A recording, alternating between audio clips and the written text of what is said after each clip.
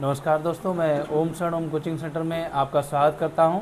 आज फिर से हम लोग पुनः क्लास 10th में जो महत्वपूर्ण प्रश्नों का श्रृंखला चल रहा है उसमें कुछ महत्वपूर्ण सिलेक्टेड क्वेश्चनों को हम लोग आज पुनः देखते हैं। देखिए, यहाँ पर जो प्रश्न दिया गया है, कह रहा है कि सिद्ध करना है कि 1 minus cos theta upon 1 plus cos theta बराबर cosec theta minus cot theta का होल स्क्वायर।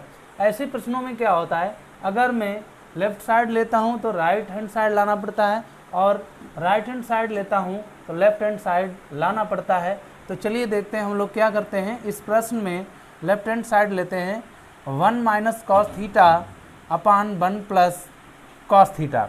देखिए, ऐसा प्रश्न एग्जाम में ज़रूर देखने को मिलता है। मैंने देखा है कि ये प्रश्न बार बार रिपीटेड है, प्रश्न ऐसा नहीं है। और ऐसे प्रश्नों में हम लोग क्या करते हैं, परिमेयीकरण करके लगाते हैं। इसमें साइन के रूप में भी दिया जाता है और इसमें क्या करते हैं हम लोग, जो हर होता है उसके अपोजिट सिंबल का लेकर हम अंश और हर में गुणा करते हैं, जिसे ही हम लोग परिमेयीकरण कहते हैं, या आप कह लीजिए कि रैशनलाइजेशन करने पर। तो यहाँ पर हिंदी में लिखते हैं परिमेयीकरण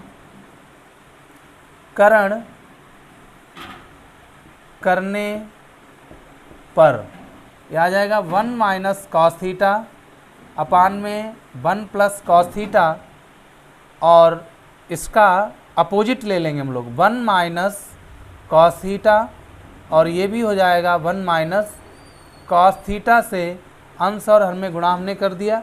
यहाँ पे सेम है स्थिति, तो इसे हम लिख सकते हैं 1 माइनस कॉस थीटा का होल अप स्क्वायर, और 1 में करेंगे तो 1 प्लस माइनस माइनस हो जाएगा, कॉस का कॉस में करेंगे तो कॉस स्क्वायर थीटा आ जाएगा।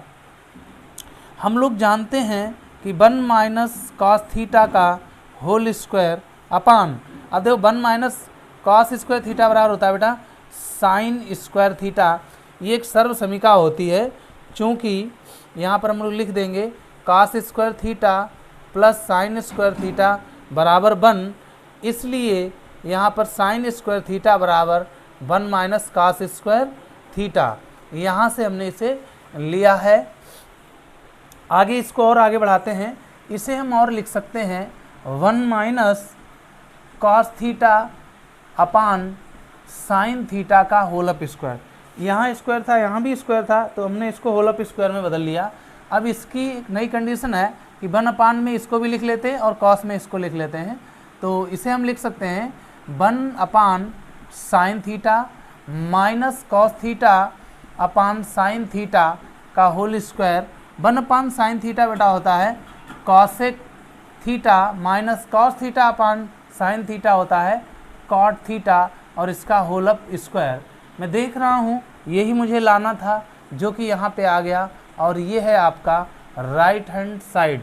देखिए, त्रिकोणमिति में मायने रखता है कि आपने सूत्रों को कितना याद किया है, क्योंकि यहाँ पर हर स्टेप में कई सूत्रों की आवश्यकता पड़ सकती है, जैसा कि इस सवाल के माध्यम से भी हम लोगों ने देखा है। तो इस सवाल को नोट कीजिए, फिर हम लोग चलते हैं अगले प्रश्न की ओर। तो उम्मीद है आपने उस प्रश्न को नोट कर लिया होगा, और ये रहा आपका अगला प्रश्न स्क्रीन पे। क्वेश्चन नंबर 2 कह रहा है कि सिद्ध करना है cos theta minus sine theta का whole up square plus cos theta plus sine theta का होल अप स्क्वायर बराबर आपको 2 लाना है। तो इसमें भी हम लोग क्या करते हैं, LHS को लेते हैं, और जो कि है cos theta minus sine theta का whole square plus cos theta plus sine theta का होल स्क्वायर। हम लोग जानते हैं कि इसमें ये जो सूत्र हमें नज़र आ रहा है x माइनस वाई का होल स्क्वायर और x प्लस वाई का होल स्क्वायर, हम लोगों ने पूर्व की कक्षाओं में क्लास 7-8 में सूत्र याद किए होंगे, जैसा कि सर ने याद करवाए होंगे आपको, कि x प्लस वाई का होल स्क्वायर यानी x का स्क्वायर प्लस y का स्क्वायर प्लस 2xy, और x माइनस वाई का होल स्क्वायर जो होता है वो x square plus y square minus 2xy होता है। इन दो सूत्रों से ही हम लोग इसे आगे बढ़ाते हैं। तो यहाँ पर हम लोग लिख लेते हैं x माइनस वाई का होल स्क्वायर बराबर x square plus y square minus 2xy, और x प्लस वाई का होल स्क्वायर बराबर x square plus y square plus 2xy। तो यहाँ पे हम इसे x मानते हैं और इसे y मानते हैं, और ये जो प्रथम है इस सरल समीकरण से हम लोग आगे इसे बढ़ाते हैं। तो यहाँ पर इसे देखते हैं, ये हो जाएगा आपका कॉस थीटा का होल स्क्वायर और प्लस साइन थीटा का होल स्क्वायर यानी बाई का square minus 2 into sine x और बाई यानी cos theta into sine theta plus इसको लिखते हैं कॉस थीटा का whole square plus sine theta का होल स्क्वायर और यहाँ प्लस है तो plus 2 into cos theta into sine theta, और इसे हम लोग थोड़ा सही फॉर्म में लिखते हैं, क्योंकि अगर माइनस का आ जाएगा तो फिर आप गड़बड़ कर लेंगे, इसलिए गणित में ब्रैकेट का ही तो महत्वपूर्ण स्थान होता है। तो इस कदर मैंने इसे नोट किया है। अब इसे हम और आगे बढ़ाते हैं अगली प्रोसेस में।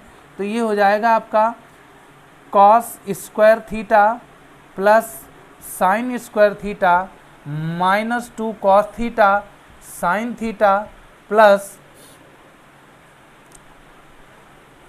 ये भी आपका cos square theta plus sine square theta plus 2 cos theta और साइन थीटा। यहाँ पर हम लोग देख रहे हैं ये माइनस का वैल्यू है और ये प्लस का वैल्यू है, इसे हम लोग कैंसिल आउट करते हैं और आगे देखते हैं। ये आपका आ जाएगा cos square theta plus sine square theta plus ये वाला मान लिखते हैं यहाँ पे cos square theta plus sine square theta, और फिर से एक सर्व समीकरण होती है cos square theta plus sine square theta बराबर 1 होता है। तो यहाँ पर हम वही देख रहे हैं cos square theta plus sine square theta, इसका मान 1 रख देंगे यहाँ पे।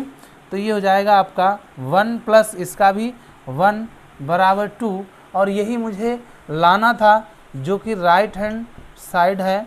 तो इस क्वेश्चन को भी आप नोट कर लीजिए। फिर चलते हैं हम लोग अगले सवाल की ओर।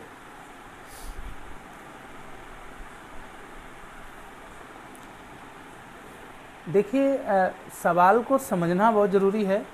आप वीडियो को पीछे ले जाकर भी पुनः आप देख लिया करें। मैं इसको पुनः समझाता हूँ, थोड़ा हो सकता है आपको थोड़ा जल्दी के चक्कर में हो गया हो। जैसे कि यहाँ पे x माइनस वाई का होल स्क्वायर और ये x प्लस वाई का होल स्क्वायर यहाँ पे मैंने दिया है, इसको तोड़ लिया। ये आपका x मैंने मान लिया x square plus y square minus 2x y plus फिर ये वाला फार्मूला x प्लस वाई का यानी एक्स स्क्वायर प्लस वाई का स्क्वायर प्लस 2x और वाई। इसको आगे बढ़ाया, ये ऊपर होलप था तो कॉस स्क्वायर हो गया sine square theta minus 2 cos theta sine theta plus cos square theta plus sine square theta plus 2 cos theta sine theta.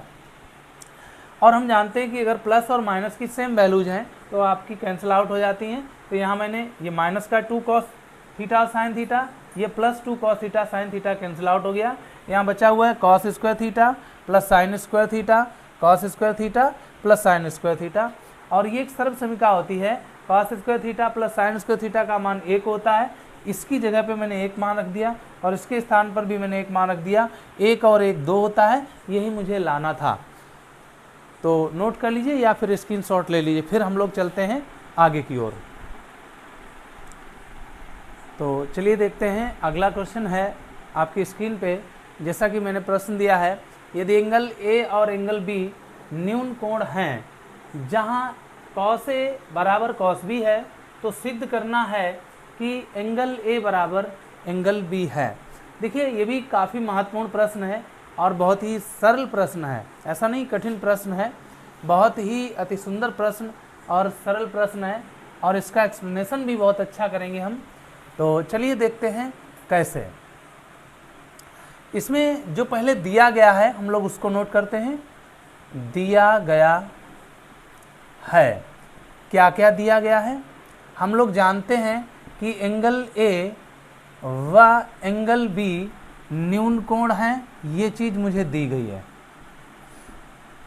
दूसरा दिया गया है कि कॉस ए बराबर कॉस बी है। अब ये भी लिख लेते हैं कि फिर मुझे लाना क्या है, यानी सिद्ध क्या करना है।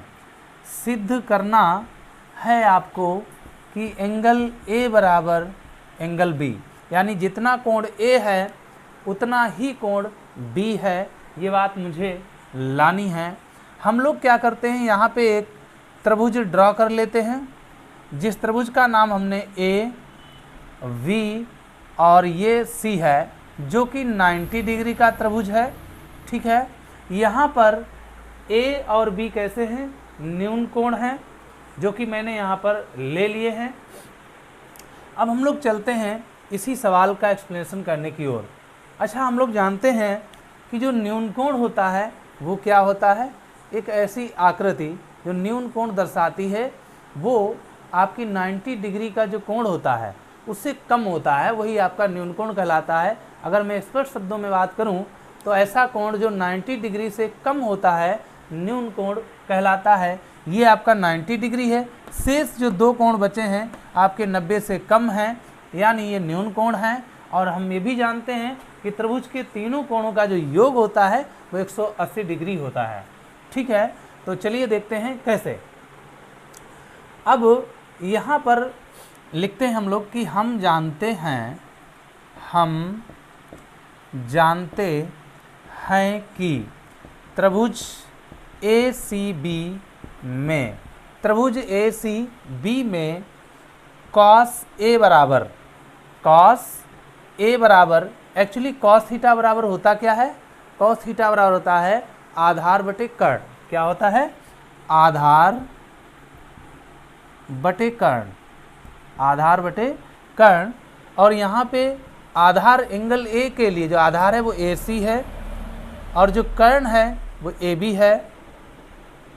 उसके बाद में कॉस बी बराबर, कॉस का कोई भी हो, कॉस सदैव आधार बटे कर्ण ही होता है। तो आधार V के लिए आधार BC है और कर्ण तो कर्ण है, चेंज नहीं होता है, बदलता नहीं है। और कर्ण बड़ा भी होता है।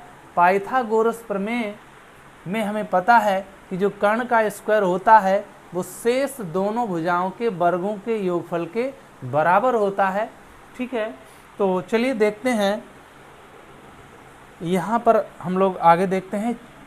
इसलिए चूंकि cos A बराबर cos B है, ये हमें दिया गया है कि cos A बराबर cos B है।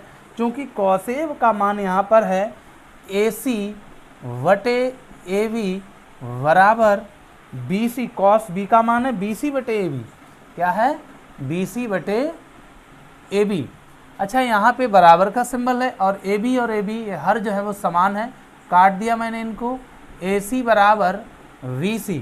ठीक है, AC बराबर BC, इसका मतलब ये हुआ कि जितनी भुजा AC है उतनी ही भुजा BC है। और जब दो भुजाएं आपकी समान होती हैं तो उनके जो संलग्न कोण होते हैं, सम्मुख कोण होते हैं, वो भी समान होते हैं। ठीक है, यानी AC बराबर जब BC है इस, तो आपका एंगल A बराबर एंगल B होगा। और यही मुझे लाना था जो कि आपकी स्क्रीन पर है, तो नोट कर लीजिए, फिर बात करता हूं आगे की।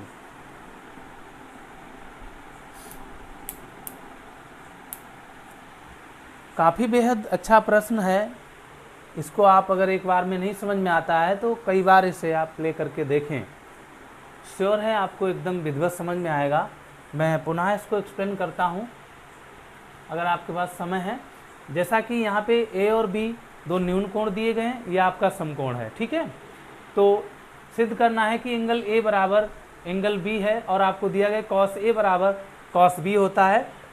त्रिभुज हमने एक ड्रॉ कर लिया यहाँ पे, जिसमें ACB क्या है, ACB एक समकोण त्रिभुज है और cos A बराबर cos B है। तो cos A यानी जो हम एंगल A लेंगे, कोण A लेंगे, और cos A बराबर होता है आधार बटे कर्ण। तो यहाँ पे आधार एंगल A के लिए जो है वो AC है और कर्ण क्या है, AB है। तो AC अपान AB हो गया। उसके बाद cos B यानी कोण B के लिए हम लेते हैं, तो आधार बटे कर्ण, इसके लिए आधार आपकी ये हो जाएगी BC और कर्ण तो आपका सेम है ही है, AB लिख लिया। एक्चुअली यहाँ पे दिया cos A बराबर cos B, इसलिए मैंने लिख दिया कि चूंकि cos A बराबर cos B दिया गया है तो cos A का मान है AC अपान AB और cos B का मान है BC अपान AB। यहाँ बराबर हैं। एक्चुअली ये तो AB से AB का क्या होगा, कैंसिल आउट हो गए, बचा क्या आपका AC बराबर BC बचा है, यानी जितनी भुजा AC है उतनी ही भुजा आपकी BC है। और जब आपकी ये दो संलग्न भुजाएं हैं, इनके जो सम्मुख कोण होते हैं, संलग्नक कोण होते हैं, सम्मुख कोण होते हैं, वो ये जो है वो समान होते हैं, इसलिए एंगल A बराबर एंगल B, और यही मुझे सिद्ध करना था जैसा कि प्रश्न में पूछा गया था। तो आज के लिए हम लोग इस सेशन को यहीं पर समाप्त करते हैं, और उम्मीद है ये सेशन आपको बहुत ही अच्छा लगा होगा। और अगले और बेहद अच्छे प्रश्नों को चाहने के लिए, अगला अच्छा वीडियो चाहने के लिए कमेंट में आप शीघ्र ही बताइए कि वीडियो आपको कैसा लगा। तब तक के लिए best of luck, good night.